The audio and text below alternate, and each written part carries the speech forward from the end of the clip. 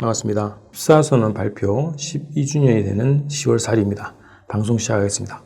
자, 오늘은 역사를 바꾸는 촛불항쟁, 우리가 완전한 승리를 하기 위해서 어떻게 해야 될 것인가에 대한 제 생각을 좀 말씀드리려고 합니다.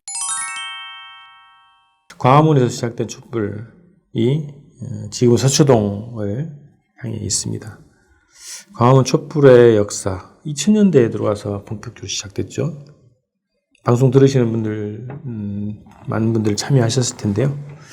2002년 6월 13일 발생했던 미군 장갑차에 의해서 죽었던 이 두 여중생을 추모하고 진상규명 그리고 책임자 처벌을 요구하는 촛불이 붙었습니다. 민족 자주를 요구하는, 아마 이게 최초의 반미 촛불? 이렇게 좀 볼 수도 있겠네요. 2004년도 노무현 대통령 탄핵 당했을 때 탄핵무효 촛불 항쟁이 있었습니다. 민주주의를 회복하기 위한 투쟁이었습니다. 제가 그때 여기도 참여를 했었는데 정말 많은 분들이 나오셨죠. 결국은 탄핵이 이제 무효가 됐습니다. 2008년 광우병 서곡 촛불 있었습니다. 이명박 취임 3개월 만인가요? 불이 붙었죠. 민족 자주를 요구하는 투쟁이기도 하고요. 민생과 민주주의를 요구하는 투쟁이기도 했습니다. 이 당시도 여중생이 먼저 불을 붙였다 이렇게 평가가 됐죠. 자, 2016년 역사적인 박근혜 탄핵 촛불이 붙었습니다. 총체적인 국정농단에 대한 우리 국민들의 촛불이 결국은 박근혜를 탄핵시켰습니다. 아주 역사적인 성공적인 촛불이었습니다. 자, 2019년 올해만 해도 벌써 큰 규모의 촛불 투쟁이 있었죠. 일본의 경제 침탈에 맞선 우리 국민들의 반아베 촛불, 이것이 타올랐고요. 결국 지소미아 종료라고 하는 소중한 결실을 얻어냈습니다. 자, 그리고 지금 벌어지고 있는 2019년 9월, 10월 검찰개혁 촛불, 지금 서초동을 에워싸고 있습니다. 자, 서초동 촛불 투쟁의 본질은 저는 이렇게 생각합니다. 지난 방송에서도 말씀드렸지만 지금 촛불 투쟁의 본질을 무한반복하려고 합니다. 일단 제가 생각하는 서초동 촛불 투쟁의 본질은 조국 장관에 대한 호불호가 투쟁의 기준이 아닙니다. 적폐들의 반란, 권력 찬탈, 책동에 대한 국민들의 진압 투쟁이다. 저는 이렇게 규정을 하고요. 촛불 항쟁의 초보적인 성과, 촛불 항쟁을 통해서 박근혜 독재를 몰아내고 정권교체를 이뤘죠. 일정한 정도의 개혁 조치들이 있었습니다. 아주 미진하지만, 아주 부족하지만, 그래 이 작은 성과조차도 무산시키려고 하는 적폐들의 준능을 진압하려고 하는 우리 국민들의 투쟁이다. 그리고 민주주의와 평화를 진전시키려는 민중들의 자각적 투쟁이다. 이렇게 좀 주장을 합니다.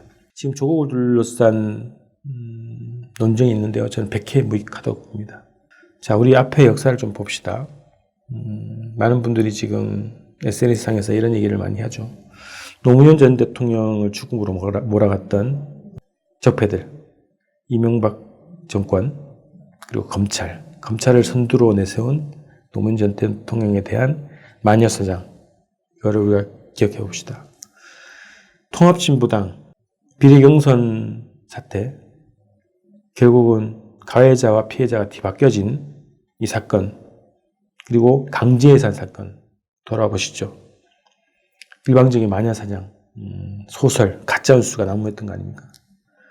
그리고 이석기 전 의원에 대한 내란 음모 사건, 결국은 내란 음모는 없었다는 것이 밝혀졌고 아로라고 하는 제아 자식도 없었다라고 하는 것이 법적으로 공인되어 있지만 여전히 내란 음모에 대한 마녀사냥은 이어지고 있습니다. 자, 2014년 황선 신임이 토크 콘서트, 통일 토크 콘서트에 대한 마녀사냥과 여론몰이를 보십시오. 이 사건들의 공통점은 분단 냉전 수구 세력들이 벌인 마녀사냥, 그리고 권력위기 탈출용 아니었습니까? 저들의 프레임은 항상 이런 프레임입니다. 가짜뉴스를 만들고 문제가 있다라고 부각시키고 검찰이 조사를 들어가고 언론이 확대재생산해서 결국은 기정사실화하는 이러한 마녀사냥 프레임이 똑같다는 거죠. 지금도 마찬가지 아닙니까? 조국 장관에 대해서 문제가 있다고 규정을 하고 검찰이 나서고 언론이 학대적 경산하면서 기정사실화시키는, 그래서 이것을 정치 공방을 만들고 정권을 공격하는 검찰, 언론, 자유한국당, 이 삼각 프레임이 돌아가는 것이 지금 사태의 본질입니다. 그래서 조국 후보자의 도덕성 문제나 뭐 이런 문제에 대해서 논란을 벌일 필요가 없는 백해무익한 논쟁입니다. 자, 그래서 우리가 완전한 승리를 하기 위해서는 어떻게 해야 될 것인가? 제 생각은 우리 독립운동 때도 그랬고요, 민주화운동 때도 그랬고 지금도 마찬가지지만 역사의 진리는 99.9%의 우리 민중들이 철저하게 단결해야 1%가 구축해놓은 70년 분단 체제를 깰 수 있다는 겁니다. 단결이 우리 승리의 필수적 요구다. 그래서 저는 이런 생각을 해봤습니다. 우리 촛불은 지금까지 그랬지만 앞으로도 완전한 승리를 얻기 위해서는 우리가 고상해져야 됩니다. 따뜻해져야 됩니다. 서로에 대해서 입장과 견해 차이가 있지만 존중하고 연대하고 협력하는 그런 정신을 기본으로 세워야 되겠다. 그리고 우리의 주장은 논리적이고 설득력 있고 책임감이 있어야 되겠다. 그리고 연대 존중 협력의 정신은 서로가 서로를 배척하는 것을 배제해야 됩니다. 차이를 존중하고 배제를 금지하고 배척을 금지하는 이런 문화를 우리가 형성해야 되겠습니다. 질서정연하고 문화적 격조가 높은 촛불 항쟁이 될 때 우리가 완전한 승리를 얻을 수 있습니다. 기득권 세력들은 항상 지금 국정원이 벌여왔던 것처럼 뿌락지를 심어왔죠. 뿌락지 치는 이유가 뭡니까? 내부 정보도 있지만 결국은 단계를 깨려고 하는 것이 기본 목적입니다. 그래서 우리는 조국 장관을 둘러싼 여러 가지 논쟁, 백해무익한 논쟁을 하지 말아야 됩니다. 할 필요가 없습니다. 저들이 짜놓은 판에 들어가서는 안 되는 겁니다. 완전한 승리를 위해서는. 그래서 민주당이든 아니든, 민중당이든 아니든, 어느 당이든 지금 검찰 적폐, 언론 적폐 청산하기 위해서 이해관계를 가지고 있는 모든 세력들이 서로를 존중하고 배제하지 말고 단결하는 그런 문화, 그런 분위기를 활성화시키고 조장을 해야 한다, 이런 생각을 합니다. 그래서 우리가 정치적으로, 도덕적으로 승리할 수 있어야 완전한 승리를 얻을 수 있다, 이런 겁니다. 지금 당면에서는 문재인 정부의 성공 물론 필요합니다. 그러나 결국은 본질적인 것은 국민 행복 아닙니까? 국민의 승리가 본질적인 목적이고 목표여야 하죠.